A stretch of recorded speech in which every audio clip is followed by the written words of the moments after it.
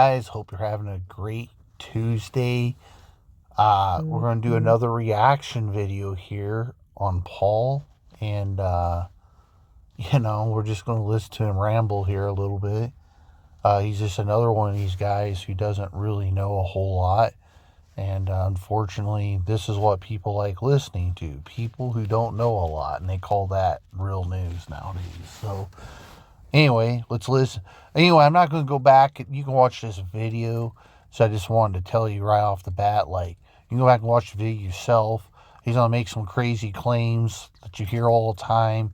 Like America just now allowed ATACMS missiles to be used. That's not true. Ukraine's been using ATACMS for months. The only thing that changed was there was some form of a ban lift on how basically the range, how long they could target. I still don't think that's been really much lifted. My guess is it's still heavily restricted. I doubt if Biden said, yeah, you can use a 190-mile range. I doubt that happened. Maybe inside Kursk, something like that. The other false claim here he's going to tell you, which you can go back and watch, is he's going to tell you that if you stay here and watch him talk, you're going to learn something that you might not hear from anyone else. Once again, these statements are made all the time, and they're just fake. They're false claims, right?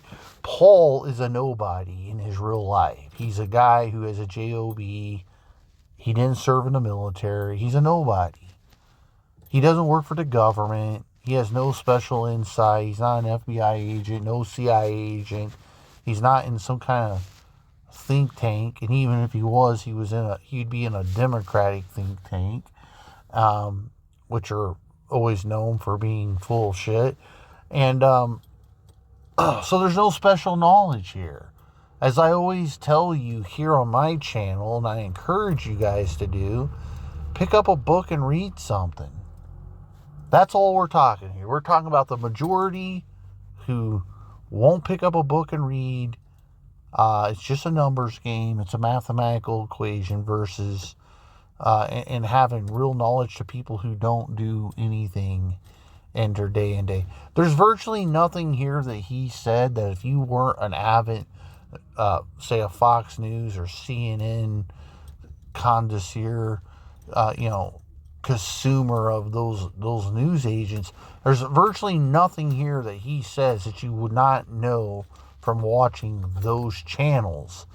And once again, those channels, depending on what the topic is, they're not any right or wrong than he is.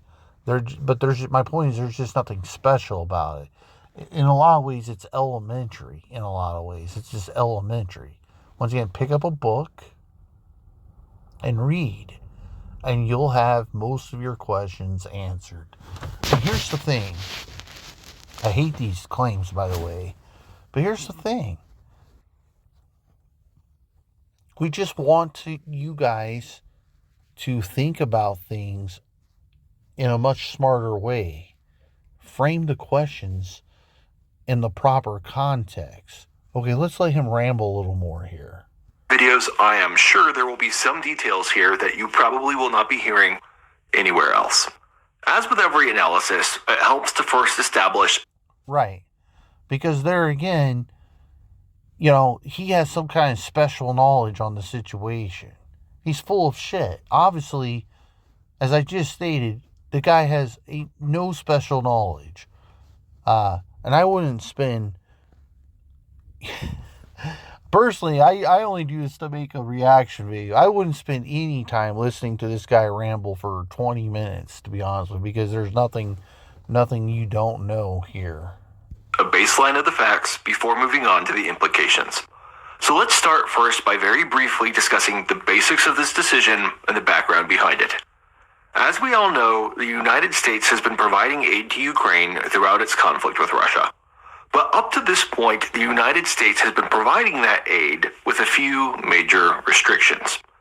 And the most major of those restrictions is that while the U.S. is willing to give some military aid to Ukraine, it is not willing, or at least has not been willing, to allow Ukraine to use that aid to strike targets on Russian territory. This is, once again, this is kind of true with an asterisk next to it. Because he's saying America. Right. America hasn't allowed Ukraine to some extent to strike Russia. But here's the thing. Neither is Britain, neither is France, neither has Germany, neither has Italy, neither has Denmark, neither has Norway, Finland, you name it. No one has, okay? Absolutely no one has. This is not a mutually exclusive thing here. This is, as a party, as a group of governments, not allowed that to happen. The famous word, of course, being used here for escalation reasons. Okay? However, that being said, why I say there's an asterisk to this, partly because I already mentioned it, is that they have had now for a few months been restrictions lifted that allowed U.S. ATACMS to be used up and around the border areas where Russia was building up forces to invade inside Ukraine. That's already been going on all summer long. And so, once again, in the bigger picture, and once again, framing this in the proper context concerning the new restriction lift, what does it actually mean? And the question is, nobody knows. Paul doesn't know. Jake Bohr doesn't know. No one knows. Okay? They're all just full of shit. Right? The assumption here would be that the ATACMS has a 190-mile range, which they've already been using for months with a range restriction. The news that broke here was that there was a lifting of the restriction. However, we still know there's restrictions. So what does that actually mean? For example, Biden, didn't lift the restriction and say, oh yeah, you can strike Moscow, for example.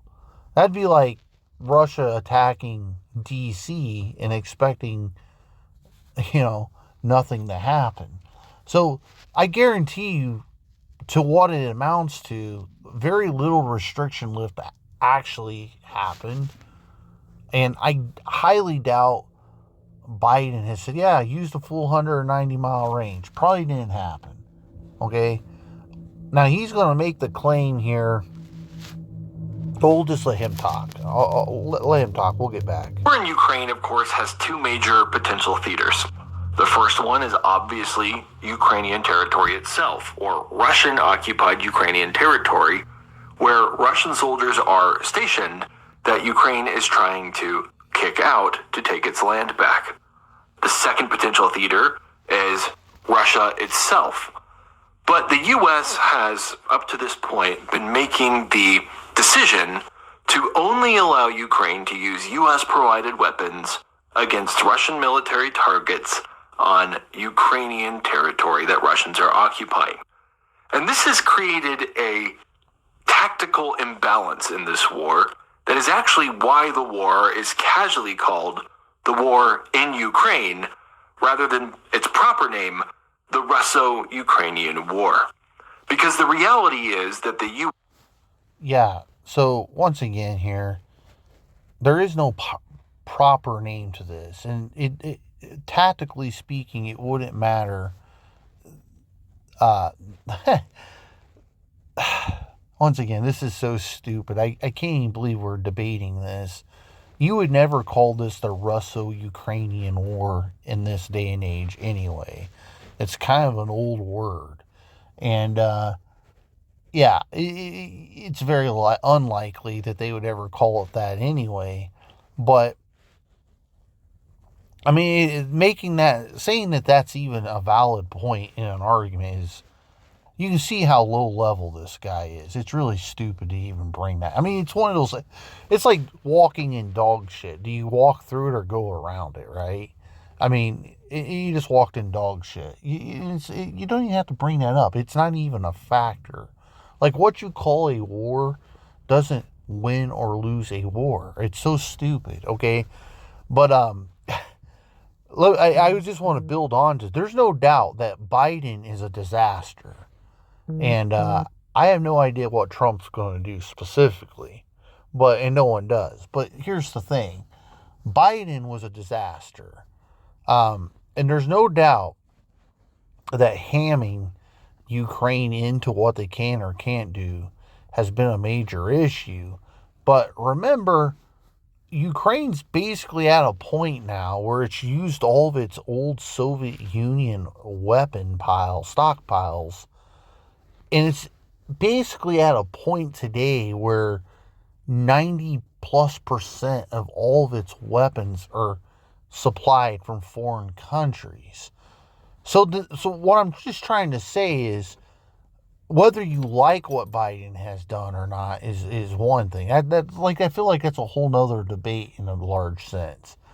But countries who are giving you basically 100% of your weaponry, they probably should have a say in how the weapons are used, right?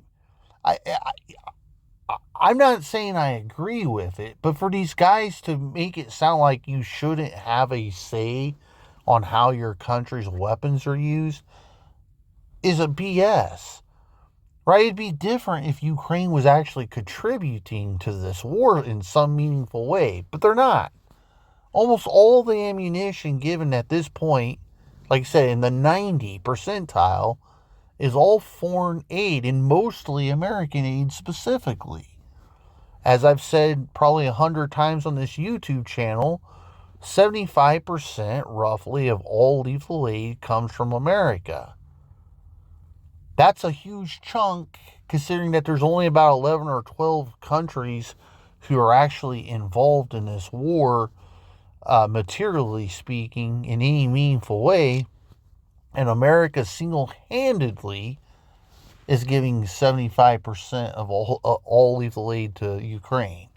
You can see the imbalance. There's going to be an imbalance no matter what when you talk about America.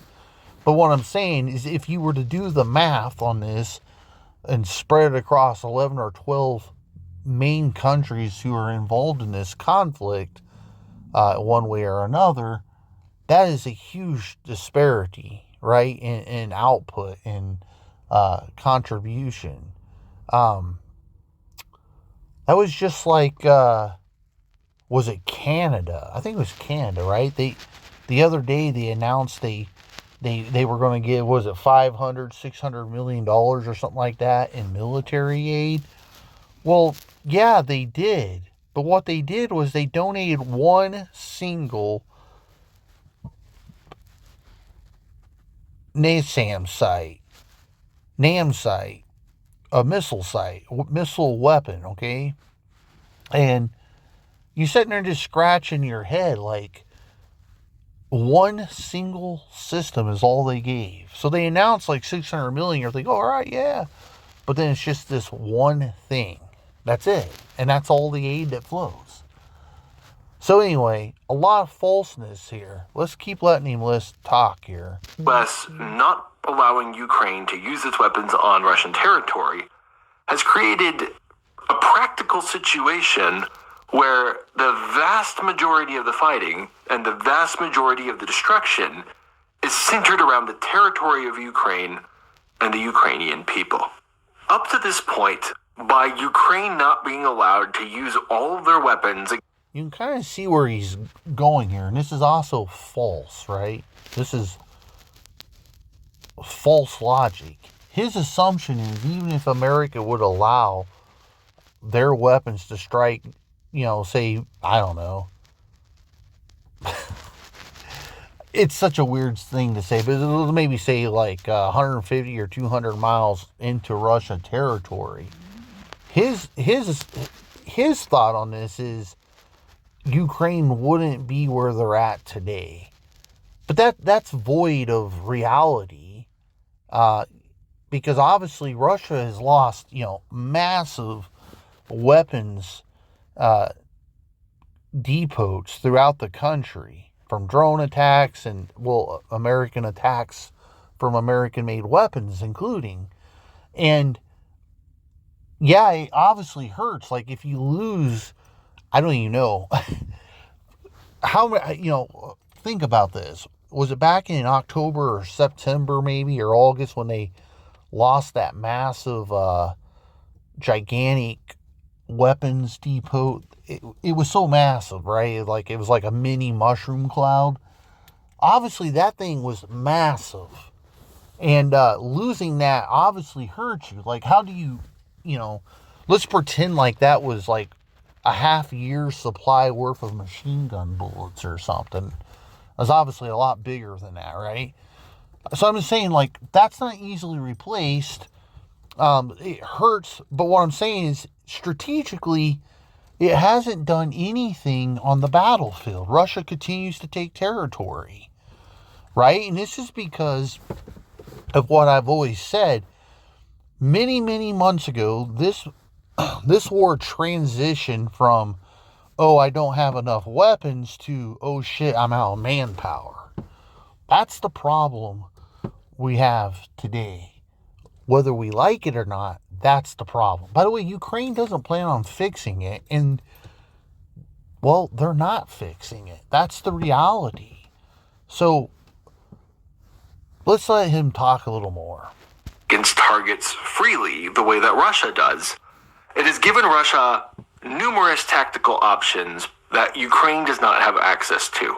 Not because of a lack of capability, not because of a lack of intelligence, not because of a lack of willpower, not because of a lack of strategy, but because of a lack of political allowance. For example, Russia several times has been allowed to mass up troops on Russian territory outside of major Ukrainian cities. Troops that are basically... Right. Russia has been allowed to do that, but many, many months ago now, America lifted restrictions back then for ATACMS to be used on those troop buildups. And they had been using them on the troop buildups to the extent that they have ATACMS, right? Once again, this isn't new news. They're trying to recreate a narrative. It's like, story time with Uncle Joe or something, right? Bedtime stories with Uncle Joe, right? They're spinning a narrative and trying to make it new. But this isn't a new narrative. I mean, this is old news. Like, they've already been attacking those troop buildups for months, to the extent that they've had the weapons to do it. So I don't get the point here. Let's keep hearing him ramble on more. Easy targets that should be easily disrupted under normal wartime circumstances. By the way, I wanted to cut in one last time. In that part that he was talking about intelligence. Intelligence matters a lot. And America, I mean, we're not even talking probably 20% of America's intelligence being dedicated to the Ukrainian war. For people to make the argument of it's not a lack of intelligence in itself is a joke. This isn't Afghanistan or Iraq, where America had 110% of every available human and computerized and satellite intelligence just pinned down on one country searching for people. This isn't that, man. Nowhere near that. This is like, if you're saying you're some kind of war analysis, geopolitical genius, and you're making these ridiculous statements, you're not that bright of a guy. America's intelligence is limited at best. And I know fact that I would never say like you should just never say never, but what I'm saying is they are clearly giving intel, but it's limited at best. It is limited at best. And that's all you really need to know. Like I said, it's another one of these statements that he makes that are clearly incorrect. Because Ukraine has not been allowed to strike these targets with American weapons, these troops have been able to mass up in unnatural ways and move forward for major offensives. Now, of course, on the flip side, if Ukraine were ever to attempt to do the same thing, Russia would target them with impunity. Because Russia does not have these kinds of restrictions on their weapons. Not only are they allowed to strike Ukrainian military targets wherever Ukraine... And I would just add to this, because I don't disagree with him necessarily here, but Russia has struck Ukraine with impunity. Every time Ukraine has embarrassed Russia, whether it was destroying one or two Navy ships or striking major city that did, say, major damage, what always follows afterwards? Usually it takes up roughly about a week or so. But usually what happens is any missile that they can find, they take it out of storage and they'll go target Kiev or some random place. And so it ends up being this 100, 200 missile attack overnight while you sleep. So they've had these little tantrums all throughout the war. It's never changed. It never will, of course, unless they just completely run out of weapons. That's not going to happen, though. So there's not much to say here. They have been targeted with impunity this entire war. I'm talking about Ukraine's been attacked that way. And military targets might be, but they are also allowed to strike Ukrainian civilian targets, including not just infrastructure targets, but actual things like residential buildings, apartment buildings, things that are meant to terrorize the Ukrainian population and break their willpower, while at the same time, the Russian civilians and even the Russian military at home is able to sleep basically safely in their beds. Your secretary is changing clothes. Oh yeah, the secretary's changing your clothes. Another tactical disparity that this has created is that Russia has been able... Yeah, listen, there's no doubt that Putin's an evil man. Like when you're lobbing missiles into cancer wards at hospitals and, targeting wards of the hospital where, they're delivering babies. And earlier in the war, where he hit like the orphanage children and schools. And yeah, that just shows you what kind of man he is. But even if I don't, once again, it's a little cloudy to why he brings this up, because this is not how the West fights wars. We don't target buildings, civilian buildings, intentionally. Neither does Israel, but it gets to the point where it's like, yo, bro, if you have military structures built underneath that hospital, I'm probably not willing to sacrifice maybe 50 guys to clear tunnels out underneath a hospital in which every space and corner and nookie in that tunnel could be an ambush point for my infantryman. So it's just easily done to just drop a bomb and level it, right? Or in this case, bunker busters. Now, I guess the only counter argument to that is you could, in theory, just bring a driller and drill down in there and flood it out with water and kill anyone down there. But timing and speed is everything. So, anyway, I don't know where he's going with that, because even if America did let them use weapons, as this guy's whining about, America would never sign on to their weapons being used against hospitals and schools and apartment buildings. Leave that to Russia, who, and Vladimir Putin, who's evil. But that's not something America's signing up for. It's not something Britain, France, Germany, none of those countries would ever allow their weapons intentionally to be blowing shit up that belongs to civilians left and right. Not today. In 100 years, maybe things would change, but they ain't doing that today. So I'm not even sure why this is an argument. Because to me, this isn't much of an argument. If you're, they would never allow those weapons to be used in that manner anyway, regardless of how much of an idiot Vladimir Putin is. Let's let him talk. To target Ukrainian cities with Russian aircraft carrying glide bombs that are being fired from Russian territory.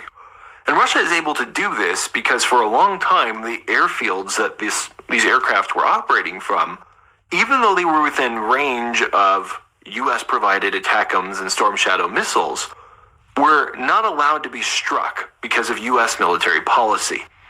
And that basically allowed these glide bombs to destroy several Ukrainian cities and entire Ukrainian towns, with Ukraine having the intelligence and the capability. So, this is, by the way, hasn't ended. What he's suggesting now still hasn't actually ended. So that's more fake news, okay? It's maybe become a little bit tougher for Russia, but it hasn't ended.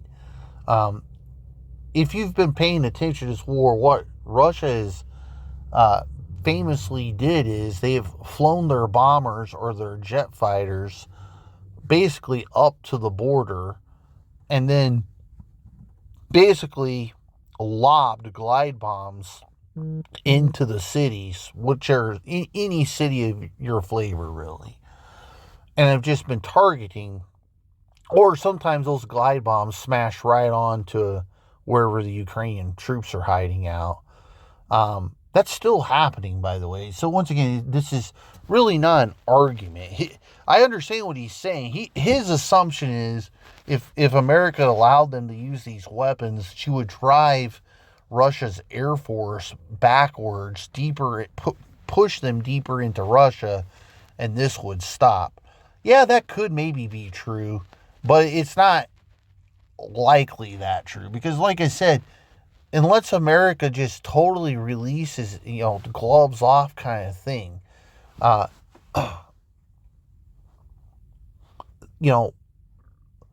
there's always going to be a limit to how far America, allows Ukraine to use weapons, right? I mean, for example, let's say 2 months from now, do you think they're going to start letting Ukraine randomly whip American missiles into Siberia, for example? See, that'd be like more than half of Russia.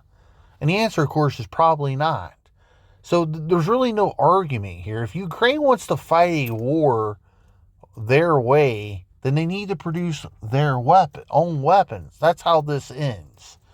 Or as far as the argument ends. But anyway, it's not much of an argument, like I said, because this is still happening. Saying it's not happening now is not, it's void of reality. It still is happening, right? It just is what it is. Good or bad or worse, it's happening. It still is happening. And I think we've all learned in 3 years now, of almost 3 full years of fighting, Russia isn't anywhere near America's military standards in anything, right? It's really bad. It's laughable. That being said, Russia doesn't need to have what he's suggesting in this video. They don't need to fly up close to the border. They got missiles that they could literally launch from Moscow and slam them all over Ukrainian city, every city Russia's got missiles that can hit Europe, like Britain and France and Germany.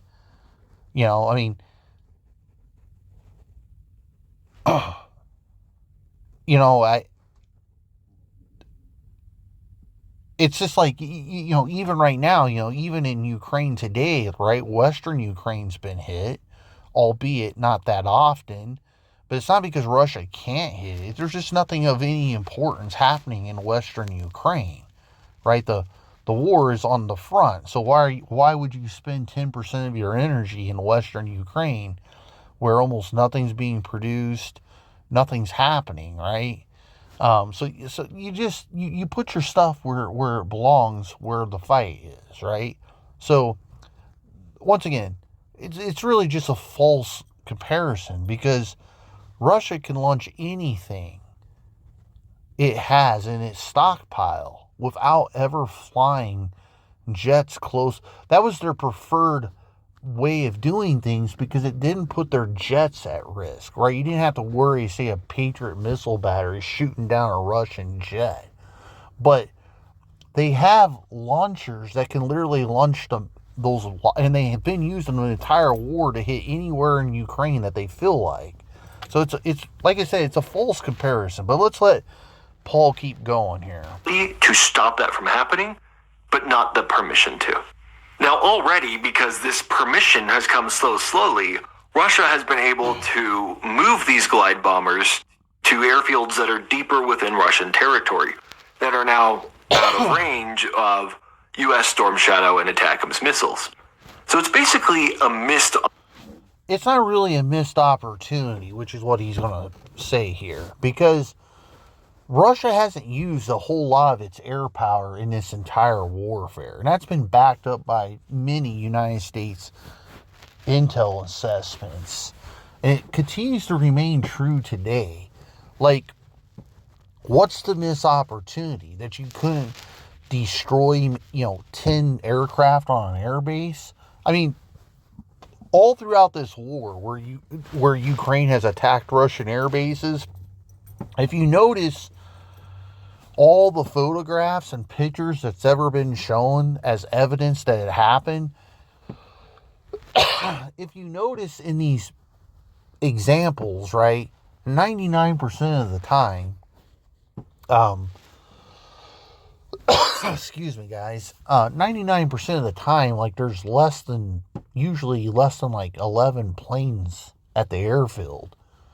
So they're not even, Russia has dispersed their air force in the same way Ukraine has taken a smaller air force and dispersed their air force. So it just is what it is. It wouldn't really have made much of a difference. I've been writing about this for months, like, oh, that's what we're clapping our hands for and stomping our feet, is for those little achievements like that, because they weren't much achievements. As I wrote in past papers and videos, like, there's like 5 planes sitting there, and it doesn't look like any of them were damaged. Like, who cares? Okay, let's let him talk. Opportunity where we had a juicy, easy tactical target that was unable to be executed upon. Quick question. Why is that all mobile games have super long times that require you to pay extra to deplete? Not all. What? This tactical target that was unable to be executed upon. And a lot of people have been very frustrated by the fact that the U.S. has been so slow to make this decision. But one person who has not been frustrated, of course, is Vladimir Putin. Vladimir Putin, throughout the entire war, but especially over the past year or so, has been really ramping up the pressure for the U.S. not to ever give Ukraine permission to use their weapons on Russian territory. And the reason Putin has been doing this is because Ukraine not having this permission is basically one of Russia's few remaining tactical advantages in this war. Up to this point, Russia has already squandered basically every advantage that they had. They have squandered their ability to bring more soldiers to the fight than Ukraine. They have squandered their stockpiles of equipment, which are now basically sitting as rusting hulks in Ukrainian fields because they've all been destroyed. And they've also squandered their... Once again, this is all false. Russia has lost a lot of stuff, no doubt, but they still have loads of other things. And he talks about these advantages. Ukraine had no advantages. In this entire war, Ukraine has had no advantage. Their only advantage is that they're the home team who knows their country maybe better than Russia. Maybe. But it's the only advantage they ever had. Now they have no advantage because they're the one low of manpower. If you just looked at manpower alone, Russia hasn't even primed the pump for what they could be doing in Russia in terms of manpower. Where Ukraine can't hardly muster manpower, Russia, if they wanted, could raise another 5 or 6 million guys easily. Easily. That's what people don't understand. People always point out, well, they're raising troops. Okay, fine. But they they haven't even did what they, like, everything Russia's done in terms of their own manpower has not been done at hardcore levels. They're just very barely priming the pump on this. It's really just a fake narrative, period, by a guy who's pro-Ukraine. But he himself wouldn't fight for America's military, and obviously I don't see him signing up for Ukraine either. So I don't know when people are going to quit whining and crying about this, but it's the best result in Ukraine is the war ending, because that's when the killing stops and the rebuilding starts. Ukraine probably will never be Ukraine again. It's very, it's pretty much a reality at this point that unless the European Union came in, or America by itself, and cleared Russia out of Ukraine, there is no future for Ukraine to be like a whole sovereign territory. And that's just what the kids who like the dream tell you. But there's no reality to that. Matter of fact, that reality gets less likely with every passing day. Advantage of surprise when they first entered Ukrainian territory, because the thing was so poorly organized and there was so much corruption that the whole campaign basically eroded. So for Russia, looking at this war and hoping to win, their only significant remaining advantage over Ukraine has been, for the past year or so, the fact that they have these tactical options that Ukraine doesn't have. So they can basically take pot shots at Ukraine and continue hammering them in ways that Ukraine can't effectively respond to.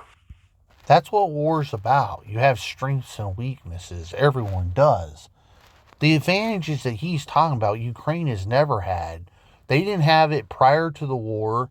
They didn't have it 20 years ago or 10 years ago. They've never had these advantages. In other words, they have always needed American Western weapons to maybe have an advantage. So once again, it's not really much of an argument, because once again, they've never had these advantages, ever had these advantages. It's a little bit weird, okay, when you hear him say that. What advantages? They've never had these advantages. Once again, it's just a guy, a full-grown man who's living in dream world. Now, because these things are so significant to Putin's current strategy, he has, of course, tried to do everything in his power to prevent the U.S. from giving Ukraine permission. And so to do that, he has threatened everything from... But the threats have been from day one. So these, once again, they're not really good arguments. You're not seeing an increase or anything. These are continuations of things that's been happening since the first week of war. Vague threats of escalation to pretty specific innuendos of nuclear warfare, which is why I made the joke that I made at the beginning of this video. But of course, nukes haven't flown yet, and I've already covered extensively in other videos why nukes are not going to fly in response to this. Because the reality is, when you see some... Let me just tell you, there's not really much of a reality to this. Yeah, maybe we can say laughably that there wouldn't probably be nuclear weapons used. But he did just fire ICBMs the other day, intercontinental ballistic missiles, with multiple warheads on them. I'm not saying that's anything new. Bill Clinton did this in the 90s to Iraq after they broke their peace agreement. But at the same time, I'm just saying, when you watch the videos of those, where the hell they call them, where Russia's calling them, you can just see that with your eyeball, that those missiles flying at 10, 12, 15,000 miles per hour, no one except America would ever be able to shoot them out of the sky. And I'm not sure if America could shoot them out of the sky. I just know that America's not using its best stuff, right?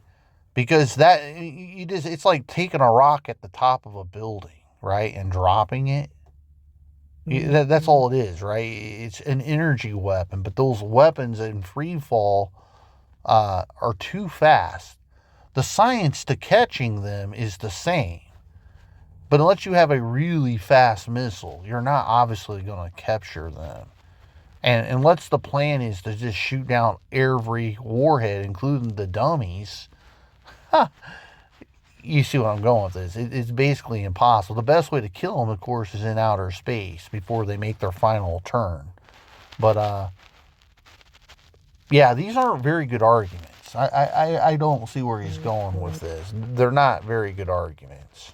Somebody like this who's backed into a corner and trying to do everything they can to prevent you from taking a specific option, it's because obviously they feel vulnerable if that option is executed against. So the fact that Putin is so desperately trying to defend this tactical option shows that one of the things Putin fears more than anything is that U.S. weapons would be unlocked for use against Russian military targets on Russian territory. Because Putin knows that if this happens, it could very quickly push over the edge the Russian economy, Russian industrial complex, Russian military that is already shaking and pretty close to falling over. Assuming Putin isn't delusional, yeah, you would make that as a safe assumption. But once again, it's not nothing new. He's been making these statements since the first week of war. You know, and like I said, you got to be an idiot at this point to understand that there's not this big gap in technological superiority. But at the same time, it's kind of interesting because America right now is putting out the next generation weapons for its own country. In some cases, I haven't seen upgrades for like 20, 30 years, including getting new bombs and missiles. Those bombs and missiles, by the way, would probably never end up in a battlefield in Ukraine. You know, once again, they're the next generation weapon. Why would you risk having any of those fall in the hand, technological prowess or anything, to let that fall into enemy hand? Why would you, for example, want Russia to potentially grab a hold of a new missile and maybe be able to figure out how to reverse engineer it? You know, or anybody. That's the things you try to protect from happening. But it's always more likely, say if a dud happens or something, you know, that happens in a warfare versus in a non-warfare environment. So they're not ever going to get those type of weapons anyway, regardless of how bad things are. So that background in mind, hopefully it's now clear why this decision today for the U.S. to finally give Ukraine this permission is so significant. But one question that a lot of people are asking is, this is great, but isn't this just too little, too late? And will these missiles actually make a difference on the battlefield? Now, I already mentioned earlier that unfortunately, because the U.S. There's no reason to listen to any more of this video, right? We're already 43 minutes in. But he asks us the question, is it a little too late? It is too late. It's absolutely too late. Because there's two realities here. There's the one that at the start of war, Vladimir Putin clearly wanted to take the whole country. It didn't happen. But now, once again, different phases of the war here, Ukraine can no longer stop Russia's advancement in the east. Like, every day you wake up, they've lost more ground.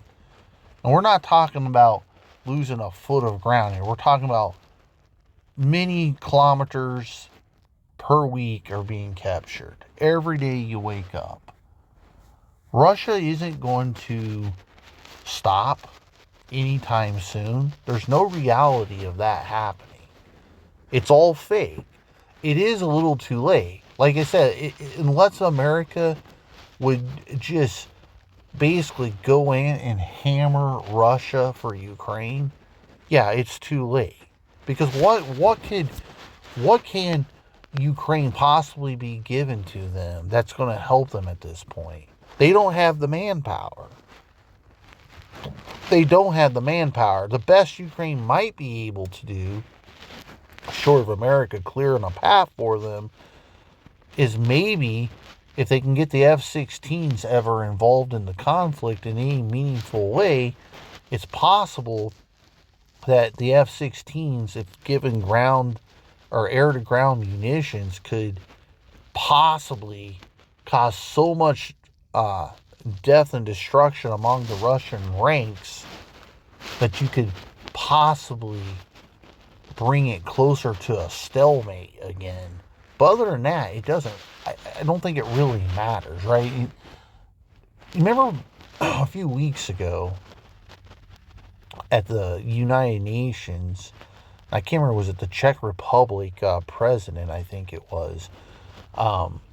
He said he took a lot of heat for this, but he basically said Ukraine needs to get used to being Ukraine, but with a smaller version of itself, and the people and the population need to get used to that, because that's the reality, right? He knew. He got a lot of shit from that. He eventually apologized, but he knew exactly what he was saying, and he's exactly right. Look, in our own country, Lloyd Austin and Blinken back in 2023 said the same thing. Ukraine needed an off-ramp. Look for an off-ramp, because they knew the war wasn't going well and wouldn't go well. And they got the same thing. They got a bunch of threats thrown their way, and eventually they popped back on TV issuing apologies a few days later. Everyone knows. I'm going to end with this once again. I say it every video, I'll say it again. The United States intelligence assessments after the fall of Bakhmut, and think about how long ago the Bakhmut was. It's been over a year and a half ago, the fall of Bakhmut.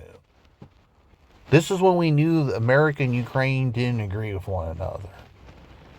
In that intel assessment, right then in that intel assessment says, we no longer believe Ukraine has enough manpower for another counteroffensive or to sustain a counteroffensive. That is military code word when you drop below a certain manpower range as being combat ineffective. So it doesn't matter what these guys tell you. What is more true? The United States assessment that Ukraine is combat ineffective, or all these excuses that all these guys use, including Paul here? The reality is combat effective is combat ineffective. When you are below like 50% combat manpower, and your enemy is still at 100% manpower, it's pretty hard to do things. You can't move around the battlefield. You can't be as nimble. You can't be as sneaky. You can't be as risky, right? Because at some point, you have to individually do things like match your enemy's flanks. You got to do stuff like that. They can't do that because they are low on manpower. And that's the real deal. And I just want to end with this. There's no doubt, guys like Paul, I get it. Ukraine's a tragedy. Putin's an idiot. It's completely out of line. I get it. And there's no doubt that American has the type of weapons that increases survivability for troops. Well, the example of this, of course, being the United States Army, or military as a whole force. And this is why we don't take high casualties during wars, is because of these systems. However, that system is the entire military. It's not one branch. It's Air Force, Navy, Marines, and Army, and I guess now you have to even say the Space Force. Okay? It's all of those working in harmony is how you increase survivability. The United States was never in position to ever provide that to Ukraine, and without having very specific abilities, Ukraine was never going to have that for themselves anyway. And it's a tragedy, but it is life, as it's life. I don't know what else to say. It's the way it is, sad but true. Okay, guys, enjoy your Tuesday. Talk to you later. God bless. Was so slow to give this permission.